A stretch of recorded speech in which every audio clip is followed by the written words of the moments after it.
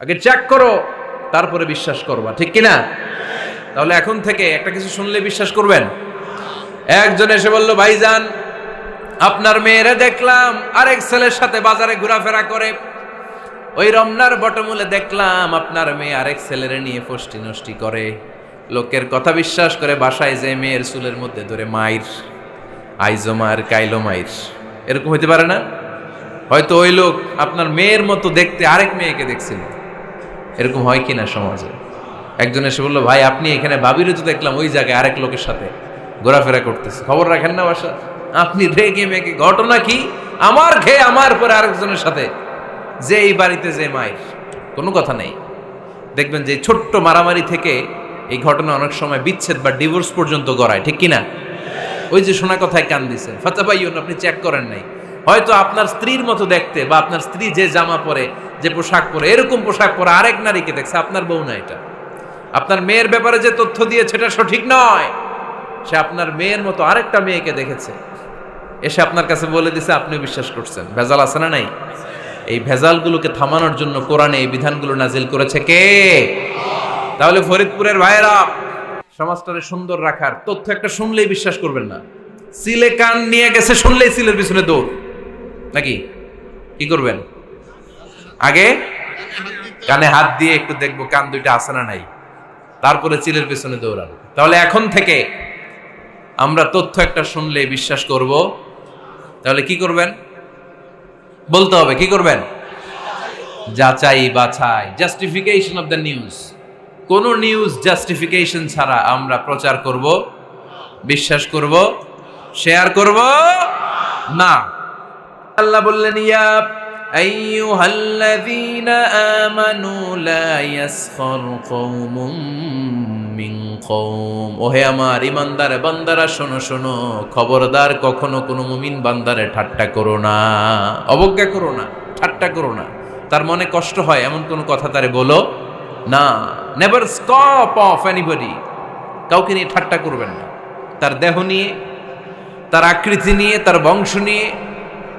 এক লোকের বাবা ছিল চোর, কিন্তু তার ছেলে অনেক ভালো। আপনি কি তারা বলতে পারবেন তুই চোরের ঘরের চোর? বলতে পারবেন? চুরি করছে বাবা, ওর কি দোষ? কথা বলেন। এগুলো কবিরা গুনাহ। আওয়াজ করে বলেন তো, কি গুনাহ? কবিরা গুনাহ। কারো আকৃতি নিয়ে, আমার ফরিদপুরের কলিজার টুকরা যুবক ভাইরা, কারো আকৃতি নিয়ে কখনো অবজ্ঞা করবে না, তুচ্ছ জ্ঞান করবে না। এটা কবিরা গুনাহ, এটা আল্লাহ খুব অপছন্দ করেন। এর কারণ আকৃতিটা আমাদের হাতে নাই। আমাদের কারো নাক লম্বা, কারো খাটো, আমরা কেউ কালো, কেউ সাদা, আমরা কেউ স্মার্ট, কেউ অন্যরকম। তো এই যে আমাদের এক এক ধরনের আকৃতি, এটা কি আমি বানাইছি? আপনি বানাইছেন? দিছে কে?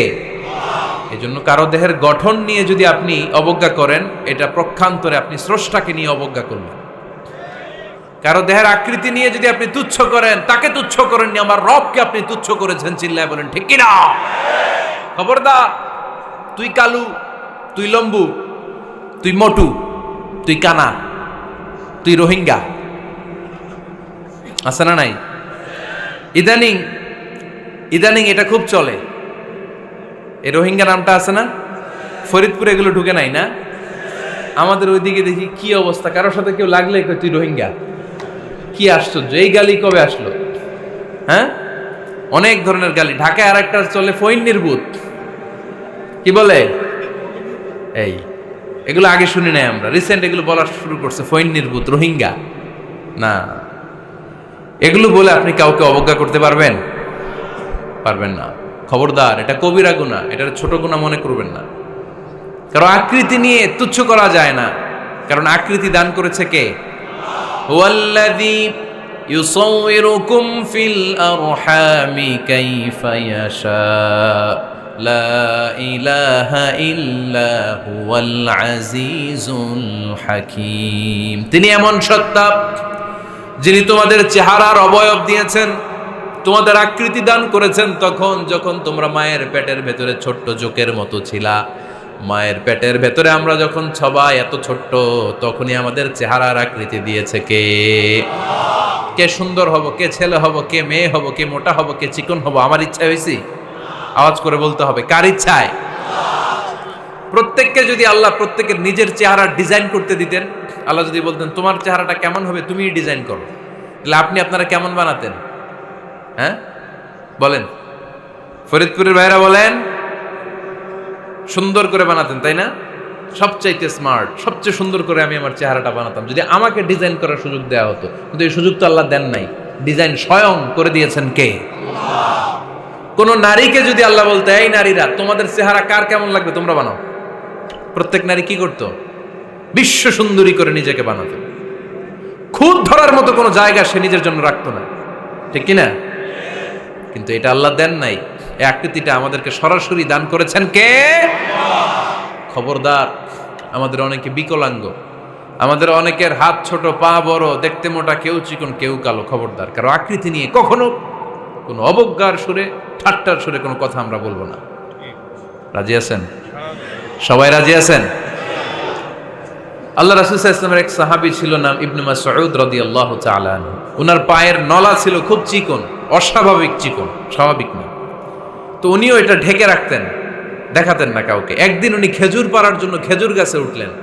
খেজুর গাছে ওঠার পরে নিচ থেকে সাহাবারা পায়ের চিকন নলা দেখে ফেলছে। দেখে সবাই হাসি, সবাই হেসে কুটি কুটি। বিশ্বনবী বললেন, হেসো না, খবরদার, আমার ইবনে মাসুদের পায়ের চিকন নলা দেখে হেসো না। আমার ইবনে মাসুদের এই পায়ের চিকন নলা যদি মিজানের পাল্লায় উঠিয়ে দেয়া হয়, কিয়ামতের দিন উহুদ পাহাড়ের চেয়েও ভারী হয়ে যাবে। খবরদার, আমার ইবনে মাসুদকে আমার আল্লাহ অনেক পছন্দ করে, তার পা চিকন দেখে তাকে তুচ্ছ করো না। আল্লাহর হাবিব সাল্লাল্লাহু আলাইহি ইসলামের 11 জন স্ত্রীর মধ্য থেকে একজন স্ত্রী ছিলেন একজন স্থূল আকৃতির, অবিসিটি ছিল, একটু মোটা। ওনার নাম ছিল সাফিয়া রাদিয়াল্লাহু তাআলা আনহা। আম্মা জান আয়েশার সাথে একবার সাফিয়ার ঝগড়া। নবীদের বউদের মাঝে মাঝে মাঝে ঝগড়া হতো, তবে সেটা হতো মধুর ঝগড়া। সুবহানাল্লাহ পড়েন। আম্মা জান আয়েশা রাদিয়াল্লাহু তাআলা আনহার বাসায় একদিন বিশ্বনবী বসা ছিলেন। আরেকজন স্ত্রী, বিশ্বনবীর আরেকজন স্ত্রী রান্না করে কিছু খাবার আম্মা জান আয়েশার ঘরে পাঠিয়েছেন। এক দাসী দিয়ে বলল, যাও এটা আয়েশার ঘরে দিয়ে আসো, কারণ নবী আয়েশার ঘরে। আম্মা জান আয়েশা রাদিয়াল্লাহু তাআলা আনহা বললেন, এগুলো কি? ওই দাসী বলে, তরকারি। কে দিছে? অমুক স্ত্রী। কেন দিয়েছে? আমি কি রান্না করতে পারি না? তোমরা রান্না তোমরা খাও। এই কথা বলে পাতিল সহ উড়ায় মারছে চেহারার মধ্যে। এর কারণ ওনারা মানুষ ছিলেন, মানবীয় ব্যাপারগুলো ওনাদের মধ্যেও কাজ করত। আবার এক স্ত্রী ঝোল দিয়ে রান্না করে কিছু খাবার নিয়ে এসেছে। আম্মা জান আয়েশা রেগে মেগে ওই ঝোল নিয়ে ওই স্ত্রীর গালের মধ্যে মেখে দিয়েছেন। বিশ্বনবীর আরেক বউয়ের গালের মধ্যে ওই ঝোল লাগাই দিস। এবার ওই স্ত্রী বিশ্বনবীর কাছে যেয়ে বলে, ইয়া রাসূলুল্লাহ, দেখেন আয়েশারে আপনি বেশি আদর করেন তো, দেখেন কি করে আমাদের সাথে। এই যে আমাদের গালের মধ্যে ঝোল মাখাই একেবারে মেকআপ বানাই দিচ্ছে। বিষ্ণু ইসা ইসলাম বললেন, তাই আয়েশাকে ডাকো। আম্মা জান আয়েশা রাদিয়াল্লাহু তাআলা আনহা আসলেন। আল্লাহ রাসূল সাল্লাল্লাহু আলাইহি ওয়াসাল্লাম বললেন, তুমি কি আমার এই স্ত্রীর সাথে এমন আচরণ করেছো? আম্মা জান আয়েশা বললেন, করেছি। কেন? আম্মা জান আয়েশা বললেন, তখন মেজাজটা গরম ছিল, এখন বুঝতে পারতেছে আসলে এই কাজটা করা ঠিক হয় নাই। এবার বিশ্বনবী বিচার করবেন। বিশ্বনবী বললেন, আল কিসাস, যেমন করা হয়েছে বিচার হবে তেমন। তোমার গালে যেমনি ঝোল লাগাই দিছে, তুমি একটু ঝোল নিয়ে আয়েশার গালে লাগাই দাও। সুবহানাল্লাহ পড়বেন না? ওই স্ত্রীও কিছু ঝোল নিয়ে আম্মা জান আয়েশার গালে লাগাই দিল। এখন দুইজনে হাসতেছে, বিশ্বনবীও হাসলেন, আরশের উপর থেকে খুশি হয়ে গেলেন কে? তো স্ত্রীদের মধ্যে মাঝে মাঝে এটা ঘটতো। সাফিয়া রাদিয়াল্লাহু তাআলা আনহা ছিলেন একটু মোটা। আম্মা জান আয়েশা বললেন, ইয়া রাসূলুল্লাহ, দেখেন আপনার মুটি বউ, আপনার মুটকি বউ, এই মুটি বউ বলে একদিন একটা গালির মতো দিয়ে ফেলছে। আল্লাহ রাসূল সাল্লাল্লাহু আলাইহি ওয়াসাল্লাম রেগে গেলেন, বললেন, আয়েশা এটা কেমন কথা? তুমি বললা মুটি, আমার সাফিয়ারে তুমি মুটি বলে গালে দিলা রে আয়েশা। ইয়া আয়েশা লাকাদ কুলতি লা কালিমা লাউ মুজিজাত বিমাইল বাহরি লামাজাজাতহু। এমন একটা মন্তব্য তুমি সাফিয়ার ব্যাপারে করে ফেলেছো রে আয়েশা, এই কথাটা যদি সাগরের নীল পানির মধ্যে ছেড়ে দেয়া হয়, এই কথার পঙ্কিলতার কারণে, এই কথার কর্দমাক্ততার কারণে, এই কথার পঙ্কিলতার কারণে সাগরের সব পানিগুলো মুহূর্তের মধ্যে কালো হয়ে যাবে। এই কথাটা সাগরে ফেলে দিলে সাগরের নীল পানি পুরোটা কালো হয়ে যাবে। আয়েশা, খবরদার, কাউকে তুচ্ছ করে অবজ্ঞা করে কখনো কিছু বলা যাবে না। এই জিহ্বাটা এটা ভয়ঙ্কর একটা অঙ্গ। বেশিরভাগ পাপ এই জিহ্বা দিয়ে হয়। কি দিয়ে হয়? এজন্য সাহাবারা জিহ্বা ধরে মাঝে মাঝে জিহ্বার মধ্যে ব্যাত মারতেন। আর বলতেন জিহ্বা তোর জন্য আমি আটকে যাব কিয়ামতের দিন। আমলিক আলাইকা লিসানাক, নিজের জিহ্বার মালিক নিজে হন। আপনার জিহ্বার মালিক যেন শয়তান না হয়ে যায়। জিহ্বা আপনার, শয়তানের ভাষায় আপনি কথা বলেন কেন? খবরদার, প্রতিটা কমেন্ট, প্রতিটা কথা, প্রতিটা মন্তব্য, এগুলোর ব্যাপারে কিয়ামতের দিন পাই টু পাই করে আপনার কাছে আল্লাহর সুপ্রিম কোর্টের কাঠগড়ায় দাঁড় করিয়ে আপনারা জিজ্ঞেস করবে কে? এজন্য বিশ্বনবী বলছেন মাইয়াদমানলি মা বাইনা লিহিয়াইহি ওয়া মা বাইনা রিজলাইহি আদমান লাহুল জান্নাহ। আমার কোন উম্মত যদি দুইটা অঙ্গের গ্যারান্টি আমারে দেয়, আমি আমার উম্মতকে জান্নাতের গ্যারান্টি দেব। দুইটা অঙ্গের, একটা হলো জিহ্বা আর একটা লজ্জাস্থান। দুই চোয়ালের মাঝে যা থাকে লিজ্জা জিহ্বা, আর দুই পায়ের মাঝখানে যা থাকে লজ্জাস্থান। এই দুইটা অঙ্গের গ্যারান্টি যদি বিশ্বনবীকে আপনি দেন যে নবী জিহ্বা আর লজ্জাস্থান এই দুইটা অঙ্গের কোনো পাপ আমি করব না, নবী বলে আমি দুনিয়ায় তোমার জান্নাতের গ্যারান্টি দিলাম। এজন্য জিহ্বাটারে সামলান, যা মনে চায় বললেন না। খবর আছে না নাই? খবর আছে। মা ইয়ালফিযু মিন কাউলিন ইল্লা লাদাইহি রাকীবুন আতীদ। যা মুখ দিয়ে বের হয় লিখে রাখার জন্য দুইজন ফেরেশতা রেডি করে রেখেছে কে? চিল্লায় বলেন। যতদিন আমরা বেঁচে থাকবো ততদিন থাকবে আমাদের কাঁধে। আমরা মরে যাবো, এই ফেরেশতারা উড়াল দিবে, ঠিক কিনা?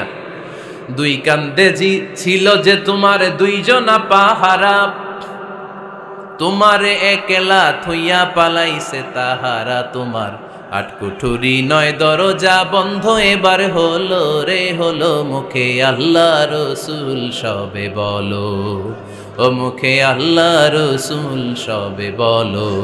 দুয়ারে আইসাছে পালকি নাই হরি গাও তোলো রে তোলো। মুখে আল্লাহ রসুল সবে বলো, ঠিক না? এজন্য সাবধান। আমলিক আলাইকা লিসানাক, নিজের জিহ্বার মালিক নিজে হন। মন যা চায় মুমিন তখন ইচ্ছা মতো মন মতো কোনো মন্তব্য ছুটতে পারে না। বিশ্বাসী বলে যদি নিজেকে দাবি করেন, নিজের জিহ্বার মালিক নিজে থাকার দরকার আছে না নাই?